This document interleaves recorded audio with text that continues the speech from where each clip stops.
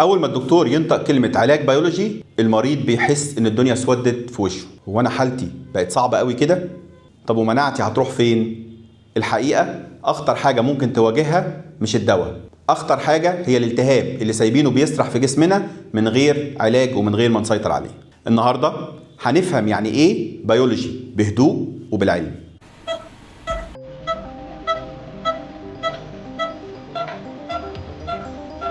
مش كل ألم في البطن مجرد قولون، وأحيانا الجسم بيهاجم نفسه. التهاب الأمعاء المناعي مرض مزمن لكنه مش خارج السيطرة.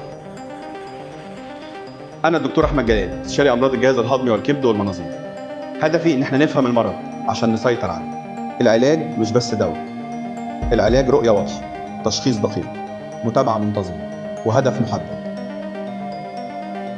هدفنا العلاج الموجه نحو الهدف، تريد تطور.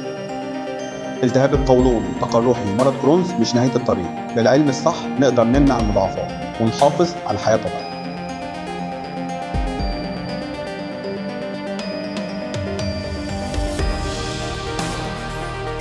يعني ايه بيولوجي؟ يعني النشان بالليزر. البيولوجي ده مش كيمياء، ده علاج موجه. تخيل المناعة قوية بس في عسكري واحد بس هو اللي بيغلط وبيعمل الالتهابات. البيولوجي بيروح للعسكري ده ويوقفه عند حده من غير ما يطفي المناعة كلها. هو مش كيماوي، هو علاج تارجت، بيعالج تريد تو تارجت، وده الجديد في الطب، علاج موجه بالليزر لو جاز التعبير. احنا مش بنلجأ للعلاج البيولوجي كرفاهية، بنحتاجه لما العلاج التقليدي ما يبقاش كفاية، ولما نلاقي ان المريض دخل على مرحلة اعلى، مرحلة متوسطة او مرحلة شديدة. هنا الهدف مش بس انك ترتاح، الهدف اننا نمنع ضيق الامعاء او نمنع النسور او نمنع المضاعفات، والاهم ان احنا نمنع دخول المريض اوضه العمليات. البيولوجي هو العلاج اللي بيخلينا نبعد عن الخطر، نبعد عن المشاكل، ندخلنا في مرحله الامان. الناس بتخاف من الاثار الجانبيه، واي دواء في الدنيا حتى المسكن العادي ليه اثار جانبيه، بس الفرق اننا قبل البيولوجي بنعمل كشف هيئه كامل للجسم، بنعمل تحاليل، بنعمل اشعه على الصدر، بنعمل فحص فيروسات، بنعمل ضرن. المتابعه دي بتخلي الامان عالي جدا، والدراسات بقى لها سنين بتاكد فعاليه الدواء. طيب تعالوا نشوف سيناريو لو انا ما خدتش العلاج القوي ده والالتهاب فضل شغال. المشكله هنا الامعاء عماله تزيد الالتهاب فيها، هيحصل لها تليف، هتضيق، ساعتها مفيش دواء هينفع، والحل هنا هيكون الجراحه باستئصال جزء من الامعاء. احنا بنوازن ما بين اعراض جانبيه محتمله للدواء ومضاعفات اكيده للمرض. البيولوجي دايما بيكسب الميزان ده، بيحسن الاعراض بصوره مذهله. هل هفضل عليه طول عمري؟